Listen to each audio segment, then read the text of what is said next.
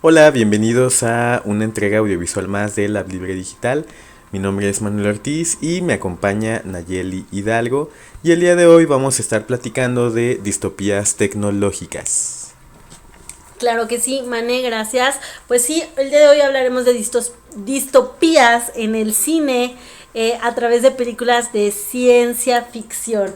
Mane, pues no sé si puedes explicarnos qué significa la palabra distopía Claro que antes sí, de la disto- adentrarnos en las películas seleccionadas. claro que sí, Nash. La distopía la entendemos como antónimo de utopía, que es otra palabra que en su momento se hizo muy famosa. Y la distopía es una representación de una sociedad ficticia, es decir, esa representación y esa sociedad no existe, pero es indeseable en sí misma. Muchas distopías sobre todo conllevan o incluyen tópicos de alienación, deshumanización y control social. Muy bien, dentro de esta serie de películas que vamos a ver a continuación, pues hay una serie de conceptos que tenemos que tener en cuenta para poder, digamos, o que vemos más bien que tienen una relación o que son bastante notorias o guardan, digamos, como esta alineación en varias de ellas, que es el tema de la inteligencia artificial, la robótica, la nanotecnología y la realidad virtual, además también de conflictos éticos que se presentan en muchos discursos o diálogos de estas películas donde vemos conflicto donde se presenta, ¿no? El conflicto personal, de identidad, de la propia humanidad y de la inteligencia artificial también. Son sociedades donde vemos que buscan a través de la tecnología pues un sistema perfecto, pero a veces pues no lo son tanto, una vez fallan.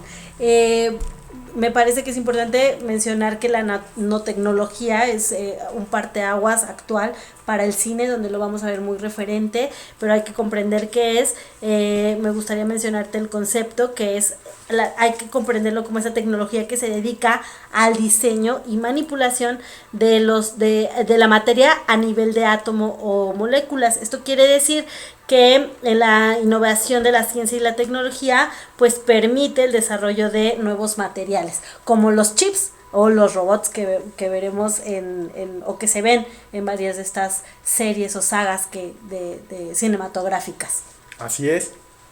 También tenemos que hablar de realidad virtual. La realidad virtual es una representación o simulación de la realidad factual, que es esta realidad que nosotros percibimos a través de los sentidos.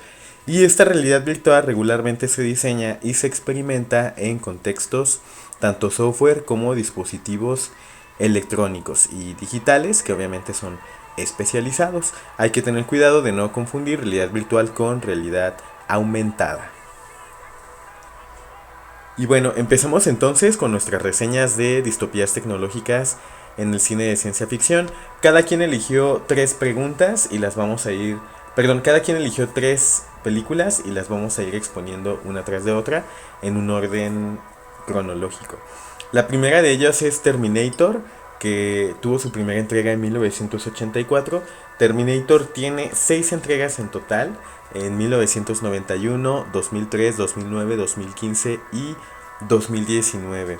Esta es una saga que en sus inicios y en la última entrega fue dirigida por James Cameron. También ha tenido participación de Arnold Schwarzenegger, quien prácticamente fue catapultado a la fama a partir también de esta saga en prácticamente todas las películas de la saga menos dos. Y Linda Hamilton ha participado en 3. Bueno, la saga sobre todo es producida en Estados Unidos y toca el tema de la tecnología militar, la inteligencia artificial y estos contextos de apocalipsis y de exterminio. En Terminator nosotros vemos a un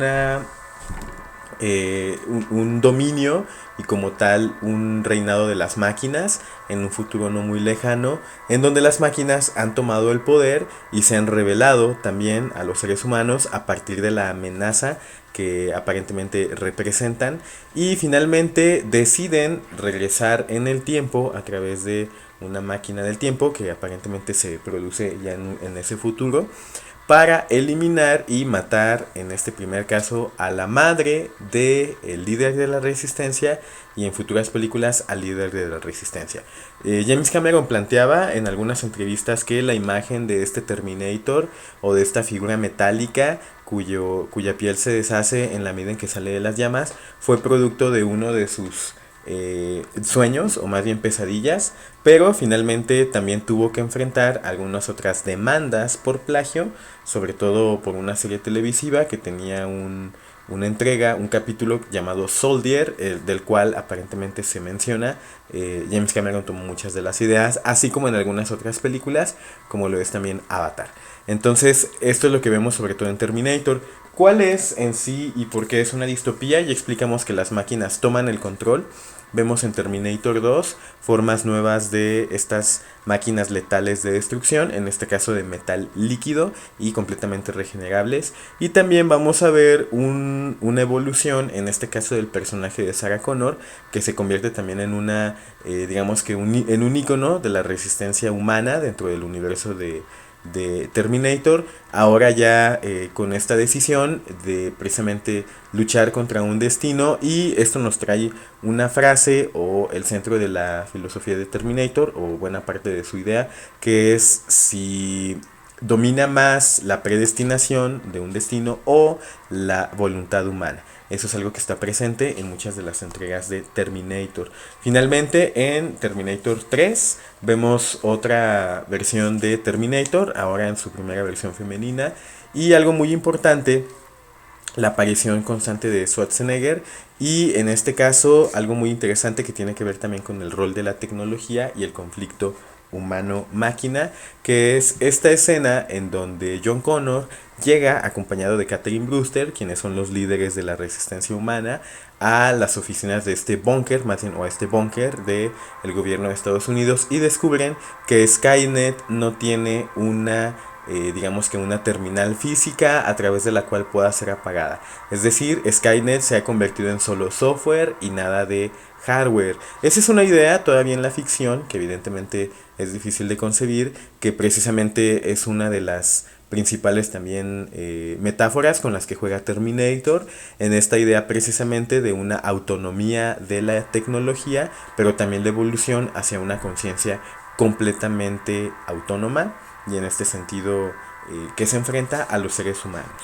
Y bueno, eso es en general lo que podemos hablar también del conflicto humano-máquina que vemos en esta saga. Sí, bueno, a continuación te voy a hablar vamos a hablar de Sayonara, que la traducción es Adiós. Es una película que se filmó en el 2015 y me parece trascendental porque fue la primera película que utilizó a un androide como coprotagonista de la película. El nombre de este robot es Geminoid F, que fue o es parte de este film, que fue dirigido por Koji Fukada. Es una película japonesa que obviamente, evidentemente, si hablamos de Japón, pues es uno de los países que más invierte en innovación tecnológica, y bueno, se atreven a utilizar un androide por primera vez en una película. Vemos al personaje principal que se llama Tania, y bueno, cuando hablamos de la distopía, pues vemos que es un mundo, o el panorama de esta película es un mundo en el que hay una catástrofe nuclear que afecta o termina por afectar la salud del personaje principal, y cuando se ve enfermo por digamos, por las reacciones de esta catástrofe, pues termina refugiada en una casa lejana, donde encuentra a este androide con el que comienza digamos, a poder experimentar diálogos en cuanto a las reflexiones humanas. Es decir, utiliza al robot como una especie de refugio, de cobijo hacia su incertidumbre frente a este halo o pregunta más bien incógnita de la mortalidad, sintiéndose tan cerca de la muerte, ¿no? Muchos hablan de que es una película muy melancólica, muy poética, por estos planteamientos, incluso a veces poco claros, porque pues se habla de las similitudes de entre un robot y un humano. Tampoco hay como mucha claridad en cuanto a esos discursos, pero bueno, creo que también es justo porque actualmente seguimos o se sigue hablando y se sigue discutiendo de estas similitudes, entonces no se arriesga más la película en cuanto a ese tipo de diálogos, pero me parece que es un gran referente porque a partir de esta película pues no sabemos si en el futuro comenzaremos a ver más androides actuar en el cine, y vemos, bueno, que también la tecnología pues funciona o toma esta posición como digamos especie de cobijo hacia los conflictos o las preguntas humanas en las que podemos cobijarnos o encontrar un refugio hacia la soledad, ¿no? En esos puntos claves. Y bueno, tiene mucha relación con la siguiente película, Manu. Claro, la siguiente película es Her, de 2013. El director es Spike Jonze. El protagonista es Joaquin Phoenix. Es una película producida en Estados Unidos. Y en este caso toma como tema central las tecnologías de los sistemas operativos y la inteligencia artificial.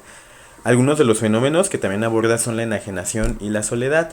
En esta sociedad no es precisamente distópica en primera mano porque es una sociedad como que ha evolucionado correctamente, o digamos que es una sociedad cosmopolita, contemporánea, moderna, con avance tecnológico pero también humano. Sin embargo, alcanzamos a percibir como en el caso inicial del protagonista, pero después del resto de las personas, hay una inmensa sensación de soledad y de insatisfacción humana. Entonces, esto produce el consumo de estos productos, en este caso Theodore, que acaba de experimentar una relación y un divorcio con su ex esposa, decide empezar a interactuar con un sistema operativo que en este caso es interpretado por Scarlett Johansson, el cual está diseñado para hacer un acompañamiento constante de las personas, pero que paulatinamente termina incidiendo de manera más importante en su afectividad, incluso al grado de ser considerada como parejas por algunos de estos individuos. Y bueno, aquí vemos el rol de la tecnología como un servicio que es proveída por otros seres humanos, pero que finalmente también pone en riesgo digamos que una faceta de deshumanización, sobre todo en las relaciones sociales, en donde no se tiene, digamos que la parte física que complemente a la parte mental.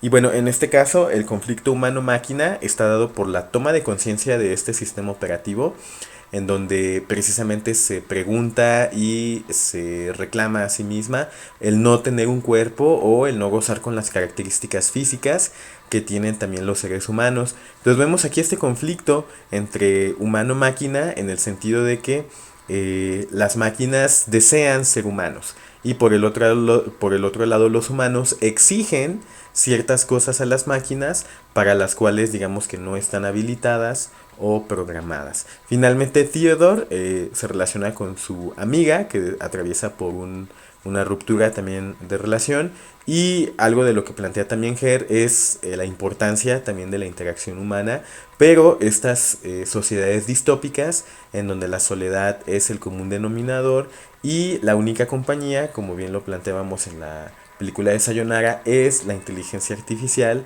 o este tipo de sistemas diseñados para acompañar al ser humano y satisfacer sus necesidades emocionales.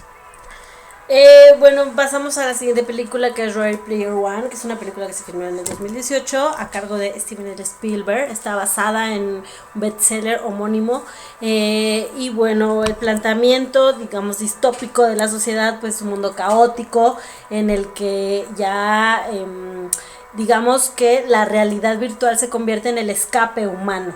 La mayor parte de las personas prefieren estar dentro de este mundo virtual titulado Oasis, que es un universo en el que las personas pueden ser y hacer lo que deseen.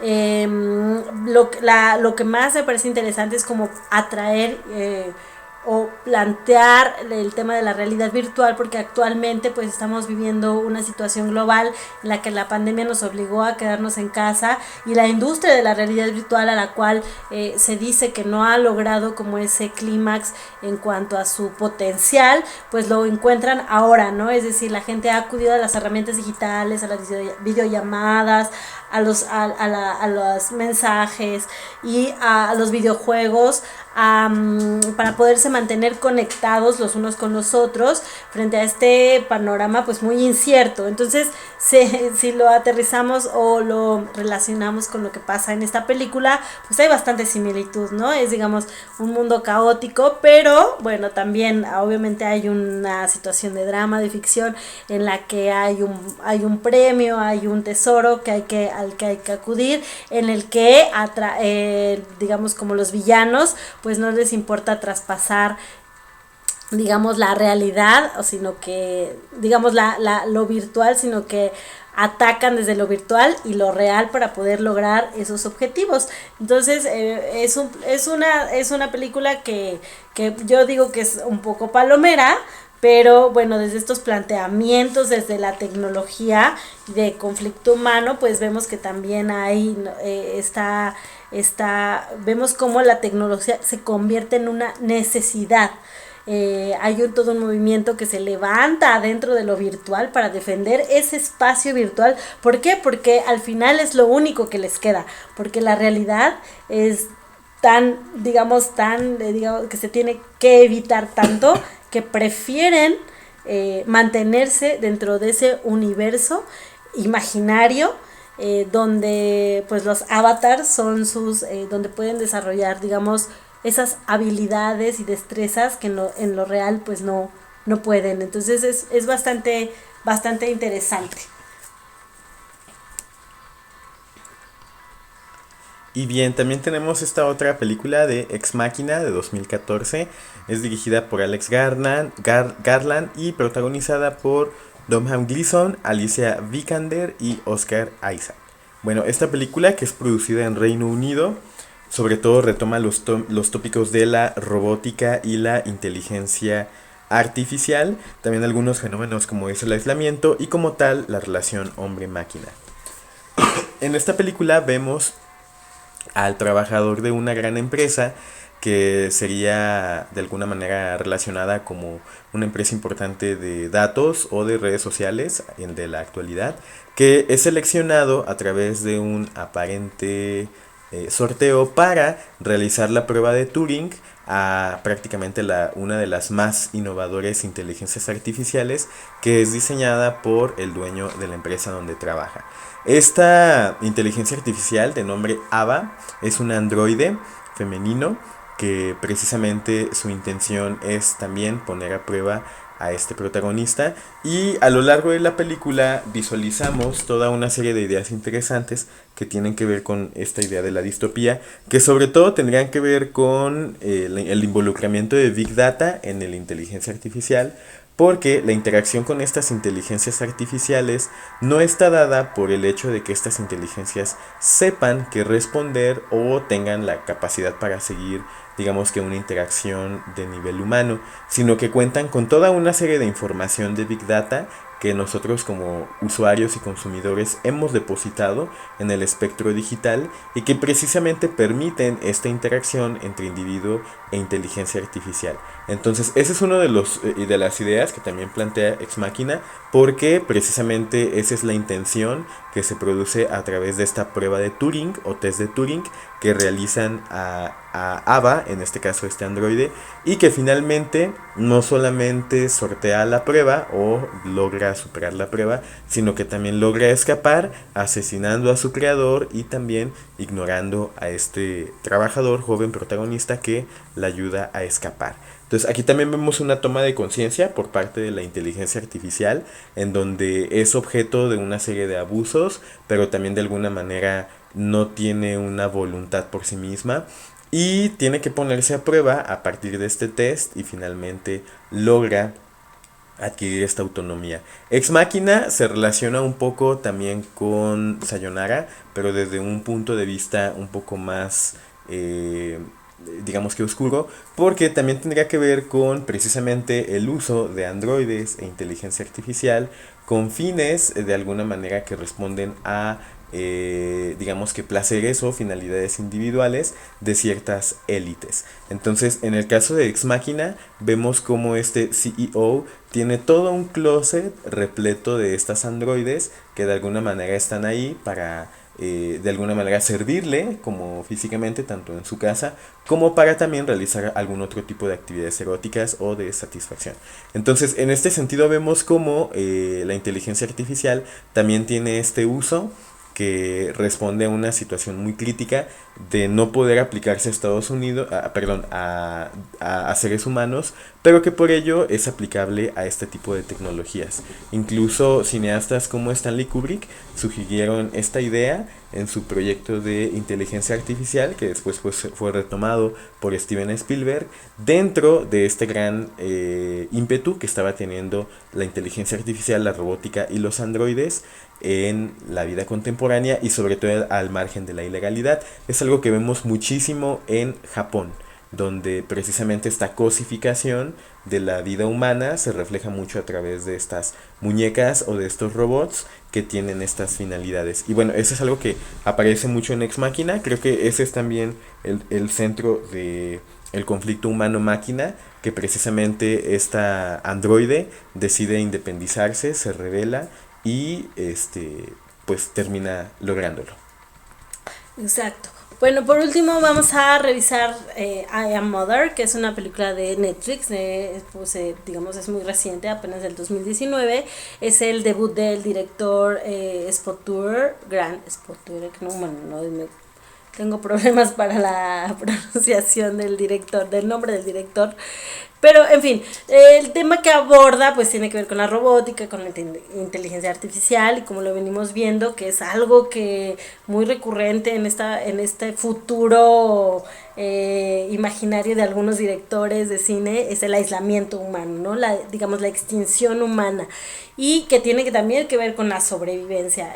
La historia pues simplemente plantea un mundo en el que pareciera haberse terminado por una clase de virus, pero bueno, ese es el discurso que mantiene el robot que digamos maneja un búnker en el que dentro de ese espacio pues cría o busca educar a los humanos que vienen de unas probetas o una especie de, no sabemos si es una especie de clones, pero son embriones, digamos, artificiales que a los que decide, bueno, la máquina empieza a criar como si fuera su madre. Que hay una gran pregunta, ¿no? ¿Un robot puede educar a un humano? Eso yo creo que es como el tema central o una de las preguntas principales que desde un inicio pues nacen, ¿no? Como espectador. Puede ser que un robot pueda crear un humano. Bueno, lo que vemos o lo que se plantea dentro de la película pues es que busca educar a incluso no hay nombres, ¿no? El nombre del robot es madre, la hija es hija, y aparece otro personaje que es Hilary Swank, que es se llama Intrusa, que es la persona que llega justo a poner, digamos, el planteamiento de la hija que ha sido educada con valores, con ética, con todos los conocimientos para crear un ser humano perfecto o digamos, o alcanzar esa perfección ética que quiere el robot que desee tener. Y bueno, cuando aparece este tercer personaje que se le llama Intrusa, pues viene a generar en esta persona como humana estos cuestionamientos naturales de existencia, de quién soy, que es de curiosidad, ¿no? De experimentar incluso también, y que la máquina pues también hay un punto en el que nosotros es bastante, hay un conflicto, porque pensaríamos, ¿no? Que la máquina, por haber criado a ese ser humano, pues podría generar o desarrollar alguna emoción, algún sentimiento. Sin embargo, también hay algunas escenas en las que nos muestra que el robot sigue siendo un robot y sigue siendo una máquina. Entonces hay que recordar, y me parece importante, que todo este tipo de inteligencias, todo este tema de la robótica, pues siempre es programado por una persona que depositará en esa máquina, en esa inteligencia, pues una conciencia también, incluso personal o ética. Entonces es por eso que es importante también tener en cuenta este tema y saber que cuando hay una programación siempre es importante la parte social, hacerse la pregunta con qué intención va creada, qué busca, y siempre tener en cuenta la parte crítica, ¿no? Hacia la tecnología, que sí puede tener muchos beneficios, como ya en otras películas se ha planteado, como en Sayonara o Her, que han servido como un refugio, pero hay otras en las que, híjole, pues habría que también cuestionarnos, y creo que es importante, un punto importante en la humanidad, hacernos y replantearnos siempre estos fines que puede tener la tecnología para bien o para mal. Creo que puede haber un punto intermedio, no podemos decir si somos del bando A o del bando B, pero en fin. Bueno, pues creo que les dejamos un referente para que puedan ustedes visualizar alguna de estas películas y adquirir, digamos, sus propias opiniones. Mane, no sé si puedes, digamos, darnos una conclusión de lo que revisamos el día de hoy, por favor. Claro que sí. Bueno, nosotros como Lab Libre Digital creemos que estas distopías que encontramos no solamente en el cine, también en la literatura, en la pintura, en muchísimas otras artes, exploran posibles futuros de intervención humana, pero su intención es producir reflexiones que nos permitan poder evitarlos.